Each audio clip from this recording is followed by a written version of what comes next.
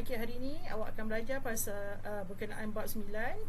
Okey, poligon asas. Apa yang awak akan belajar dalam bab ini adalah poligon, sifat segi tiga dan sudut pedalaman serta sudut peluaran segitiga, sifat sisi empat dan sudut pedalaman serta sudut peluaran sisi empat.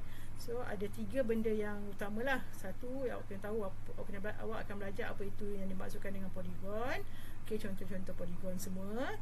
Ini yang awak akan belajar pada hari ini. Dan kemudian awak juga akan belajar pasal dua jenis poligon, dua bentuk poligon, iaitu segitiga dan juga sisi empat. Okey, segitiga dan sisi empat ni dua-dua awak akan belajar pasal sudut pedalaman dan juga sudut peluaran. Okey, dua sahaja yang akan belajar. Jadi hari ini kita pergi dulu kepada poligon. Okey, 9.1 poligon. Okey, apa itu poligon? Poligon ialah suatu bentuk tertutup pada suatu sata dengan sisinya terdiri daripada tiga atau lebih garis lurus. Okey, suatu bentuk tertutup. Okey, ni bentuk tertutup pada suatu sata, okey, pada satu permukaan lah, dengan sisinya terdiri daripada tiga atau lebih garis lurus. Okey, syarat dia mesti garis lurus. Okey, jadi kalau cikgu ada dua garis lurus ni dia tak ada tempat yang dia takkan tertutup. Dia akan ada satu ruang yang terbuka ataupun dua ruang yang terbuka. Ini satu ruang yang terbuka. Okey. Jadi ini dia ruang yang terbuka. Sebabkan ruang yang terbuka ni, jadi ini bukan poligon. Okey. Ataupun kalau cikgu ada dua garisan, garis lurus. Okey, garis lurus ni dia tak bertemu. Dia terbuka. Satu terbuka di atas sini, satu lagi terbuka di bahagian bawah ini. Jadi yang ini pun bukan poligon. Okey, tapi sekiranya cikgu ada tiga garisan, 1, 2, 3. Cikgu sambungkan garisan ketiga. Okey, benda ni dah tertutup, tak ada kawasan yang tenganga, yang terbuka. Jadi yang ini adalah poligon. Okey, sama juga kalau garisan tu cikgu buat lurus saling bersebelahan. Okey, kalau macam ni dia bukan poligon, tapi cikgu tutupkan dia dengan 1, 2. Okey, dengan 2 lagi garis lurus, benda ni dah tertutup. Maka ini juga adalah poligon. Okey, poligon ni boleh jadi banyak sisi, banyak bucu. Okey, bergantung pada bentuk poligon tersebut.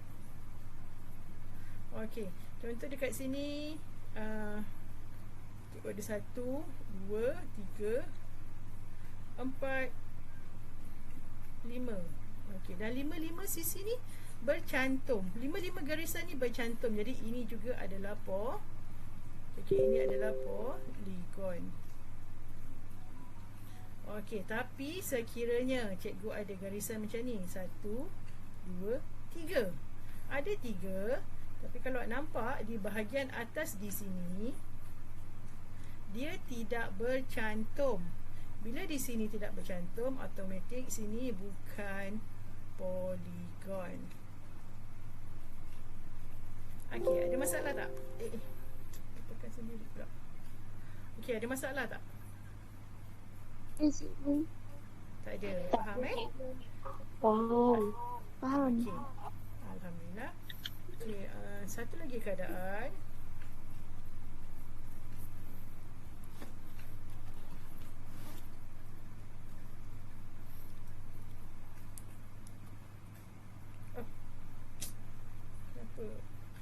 Tablet ni dia sensitif sangat.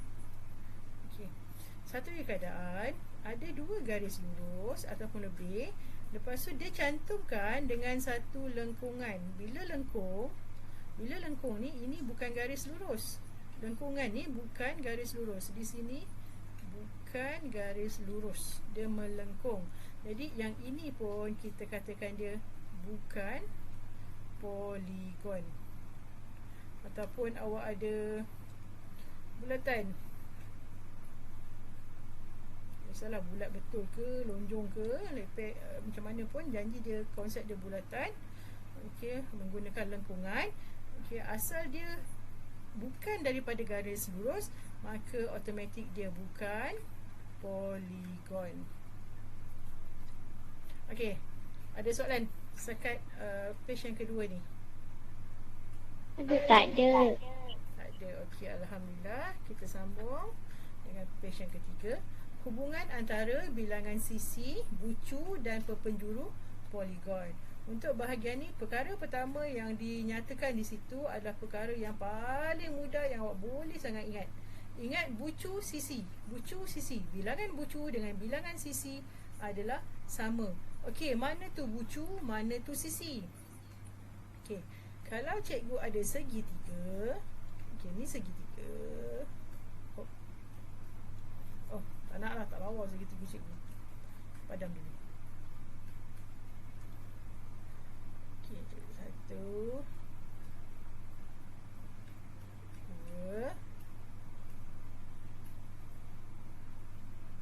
3. Okey, 1 2 3.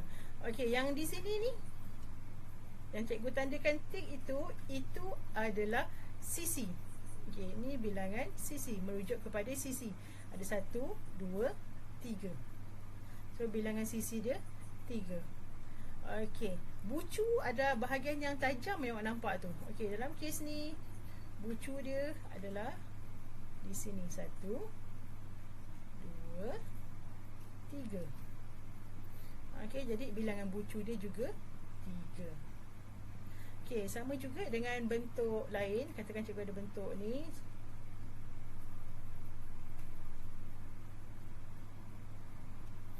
Okey, awak tengok bilangan sisi yang garis lurus tu adalah sisi. Kita kira sama-sama. Sini 1 2 3 4 5. So bilangan sisi dia adalah 5. Dan bilangan bucu dia, okey, yang cikgu kata tadi yang tajam tu kan, yang bucu lah 1 2 3 4 5. So bucu dia juga adalah 5. Bila bilangan bucu dia 3, bilangan sisi dia pun 3. Bila bilangan bucu dia 5, maka bilangan sisi dia pun 5. Kalau bilangan bucu 10, maka bilangan sisi dia pun 10. Okey, jelas kan? Cikgu. Okey, terima kasih. Okey, seterusnya dia nak cerita pula pasal bilangan perpenjuru. Okey, bilangan perpenjuru ni satu boleh lukis, satu lagi kita kena kira. Kita boleh kira. Okey, cara nak kira. Tadi dah tahu bilangan sisi, dah tahu bilangan bucu. Okey, bilangan sisi dan bilangan bucu tu kita labelkan dia sebagai N. Okey. Kemudian bilangan N tu kita tolakkan dengan 3 untuk dapatkan nilai M. Kan? Cikgu tak boleh pegang tab ni. Nanti dia bergerak. Sorry. Okey, kita kena cari bilangan M, di mana bilangan N, bilangan sisi tadi kita tolakkan dengan 3. Okey, kemudian bilangan M ni kita dapatkan dengan 2. Kita dapatkan dengan 2, dapat 2M. Dan bilangan perpenjuru adalah hasil 2M ni tambah dengan semua nombor-nombor sebelumnya sehingga nombor 1. Okey, kita tengok pada contoh. Okey, tengok kat sini. Bilangan sisi, katakan bilangan sisi 5. Okey, jadi kena pasti bilangan sisi. Kat sini dah tulis bilangan sisi 5, maka N dia dekat sini adalah 5. Okey, kemudian kita cari M. M ialah N tolak 3. Kat sini kita dapatkan N tolak 3, 5 tolak 3. Mana dapat 5 ni? 5 ni kita ambil daripada depan. Okey, 5 tolak 3 dapat 2. Okey, kemudian M darab 2. Dapat 2M. M darab 2. Okey, sini 2 memang dalam formula dia. 2 di depan ni dari mana kita dapat? Kita dapat dari yang di depan. Okey, di sini 2 ni kita pindahkan ke sebelah. Okey, dapat 4.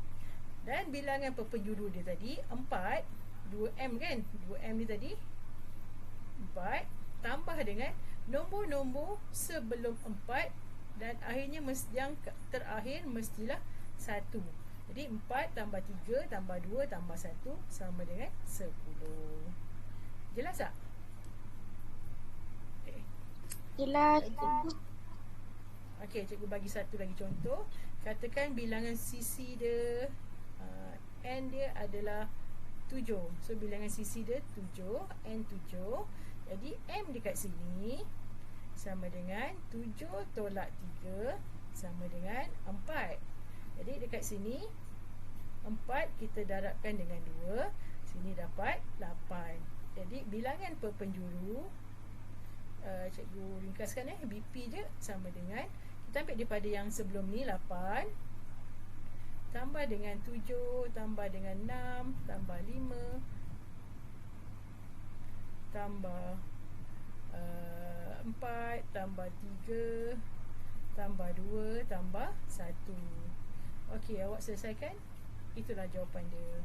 Cikgu selesaikan ni sini 10, 20, 30. So dapat sini 36.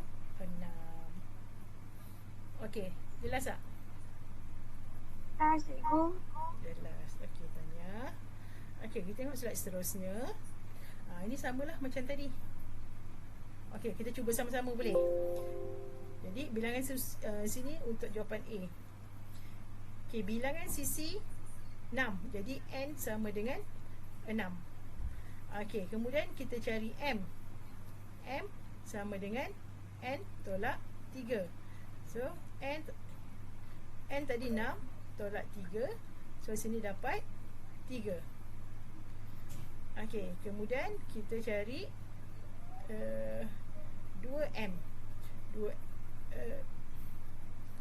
2M ni sama dengan 2 darab dengan 3 sama dengan 6. Okey. Sampai di sini kita cari bilangan perpenjuru. Okey, sama dengan 6 tambah 5 tambah 4 tambah 3 tambah 2 tambah 1. Okey, selesaikan. 6, 11, 15, 20, 21. Okey, jelas tak? Jelas cikgu. Okey, Cikgu. ya. Kalau yang BP tu, kalau kita dapat nombor 7 tu, kita kena turunkan dia sampai ke 1, cikgu. Tak kira dapat BP, awak dapat 2M tu daripada berapa, awak kena turunkan dia sampai hujung sekali mesti 1. Hujung di sini mesti 1. Okey. Okey, sekarang ni ada soalan lagi. A dah buat. B, C dan D, mana satu awak nak cikgu tunjukkan satu lagi? B, C dan D, pilih satu. C. C.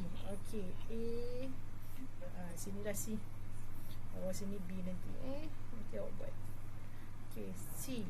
12 cc. Okey, jadi N sama dengan berapa?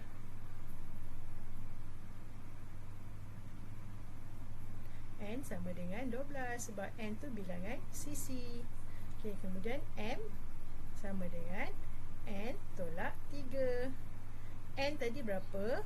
N tadi 12 tolak 3. Dapat sini 9. Okey, cuba sambung sebelah lah. Lepas tu kita cari 2M. 2 darab M. M dekat sebelah ni kita dapat 9. So sini kita dapat 18. Jadi bilangan perpenjuru BP sama dengan, mulalah daripada 18. 18 tambah 17 tambah 16 tambah 15 tambah 14 tambah 13 tambah 12 tambah 11 tambah 10, seterusnya sehinggalah akhir sekali tambah 1. Awak jangan buat dot-dot-dot ni tau. Awak kena buat macam biasa tu, dah 10, 9, 8, 7, 6, 5, 4, 3, 2, 1. Okey, lepas tu awak tekanlah kalkulator, dapatkan jawapan. Okey, boleh? Boleh cikgu. Boleh. Alhamdulillah, boleh. Okey. Senang je. Okey, sekarang ni macam mana pula kita nak melukis, melabel dan menamakan poligon. Nak lukis, nak label dan nak namakan poligon. Okey, yang tu latihan tu nanti awak akan buat. Latihan tu daripada buku teks. But don't worry, nanti cikgu akan bagi slide ni pada awak. Okey, melukis, melabel dan menamakan poligon. Suatu poligon boleh dilukis dengan mengikut langkah-langkah berikut. Tu dia bagi dah langkah dia. Kenal pasti bilangan sisi poligon tu. Katakan bilangan sisi dia kat sini, dia kata 4. Okey, bilangan sisi 4. Kita dah ambil tahu 4. Tandakan bilangan titik sama dengan bilangan sisi. Okey, poligon sini, dia kata sini 4. So, titik dia mesti ada 4. 1. Tak kisah 4 awak tu macam mana pun. 2, 3, 4. Okey, sambungkan semua titik itu supaya menjadi bentuk tertutup. Okey, cikgu sambungkan dia sini. 1, 2. Pakai pembaris 3. Sebab cikgu guna PowerPoint, dia tak boleh pakai pembaris. Dia tak pembaris. 4. Kemudian labelkan. Ni dah. Kemudian labelkan bucu-bucu dan namakan poligon itu. Okey, A, B, C, D. Ini kita labelkan. Namakan.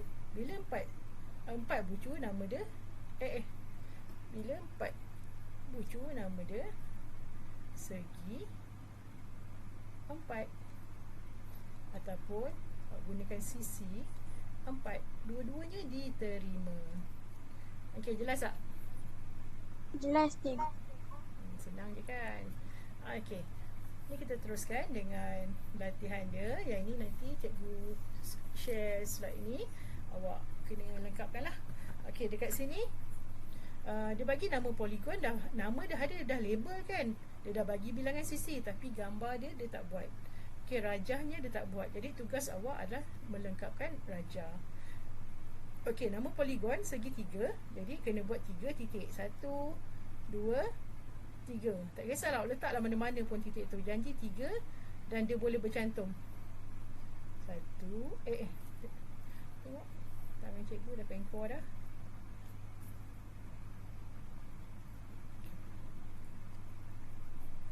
Sambung pakai pembaris dia elok nanti. 1, 2, 3. Itu segi 3. Bila segi 4, buatlah 1, 2, 3, 4. Pentagon 5 sisi. Buat 1, 2, 3, 4, 5. Sambungkan 1, 2, 3, 4, 5. Senang je kan? Boleh kan? Cikgu. Boleh. Boleh. Nanti yang ini awak lengkapkan. Okey, seterusnya. Lukis setiap poligon berikut dengan sisi yang dilabelkan. Kemudian labelkan nama poligon itu. So ni sama je lah dengan latihan yang tadi. Okey, yang ini dengan latihan di sini adalah sama. Okey. Cuma dia ni dia tak bagi nama lagi. Nanti awak rujuklah balik dekat sini. 5 sisi. 5 sisi nama dia apa? Bilangan sisi 5. Bilangan sisi 5 kat sini. Sini 5, nama dia pentagon.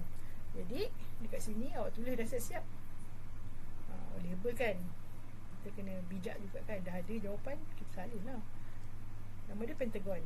Okey, bilangan sisi 5. So ada 5 titik. 1, 2, 3, 4, 5. Kemudian sambung. Okey, garisan ni tak semestinya sama panjang. Sebab dia bukan poligon sekata. Dia cuma sebab poligon saja. Dan kalau poligon awak 5 ni, pentagon awak nak buat 5 ni macam ni. 1, 2, 3, 4, 5. 1, 3, 5. 1, 2, 3, 4, 5 pun boleh juga. Okey, dia tak semestinya bentuk dia mesti macam menghampiri bulat. Janji dia 5. Sama juga dengan 8, dengan 10. Janji benda ni tertutup, semua garisan bercantum. Okey, ni nanti latihan awak. Okey, seterusnya latihan mahir diri 9.1. Ada 2 soalan. Okey, soalan ni awak kena lengkapkan lah. Okey, poligon dengan sisi 11. Bagi setiap yang berikut, nyatakan pernyataan itu benar ataupun palsu. Okey, poligon dengan 11 sisi mempunyai 11 bucu. Okey, tadi awak dah belajar bilangan sisi mesti sama dengan bilangan bucu. Jadi yang ini benar. Okey, poligon dengan 12 sisi mempunyai 54 perpenjuru. Jadi yang B ni awak kena kira. Kena cari N dulu berapa, kemudian M dia berapa, lepas tu cari 2M sama dengan berapa, dan akhir sekali awak cari bilangan perpenjuru. Okey, cikgu nak jalan kerja awak ada benda ni. Okey, lepas tu awak kira lah. Okey. Dan nyata akhir, lukis sebuah poligon dengan 8 sisi. Kemudian labelkan dan namakan poligon itu. Okey, ni yang kita dah sama-sama buat tadi. Okey. Kemudian akhir sekali berdasarkan hasil daripada aktiviti penerokan 1. Okey, tak apalah, berdasarkan jawapan awak di atas ni, lukis semua perpenjuru poligon itu secara sistematik. Okey, cikgu bagi contoh. Kat sini, bila segi 4, bila 4 bucu, perpenjuru dia daripada sini bagi ke sana. Oh, tak kena 1. Okey, kita kira dulu berapa penjuru. N sama dengan 4. Okey, kemudian M sama dengan 4 tolak 3 sama dengan 1. 2M sama dengan 2 darab 1 sama dengan 2. So, bilangan perpenjuru sama dengan 2 tambah 1 sama dengan 3. So, di sini awak lukislah. Daripada sini ke sini 1. Lepas tu mana lagi? Ke sini tak boleh, ke sini tak boleh. Dari sini boleh ke mana? Okey, jadi bilangan perpenjuru ni, lukisan perpenjuru ini cikgu nak awak fikirkan macam mana nak lukis dia. Boleh rujuk pada buku teks. Okey, dan kemudian kita akan bincangkan minggu depan. Ini adalah tugasan untuk awak. Okey, yang lain semua tugasan kita dah bincangkan. Cuma yang ini sahaja cara nak lukis perpenjuru sahaja yang cikgu minta awak kaji, dan kita akan bincangkan pada kelas yang seterusnya. Okey, boleh? Boleh ya? Ada soalan? Ada. Tak ada.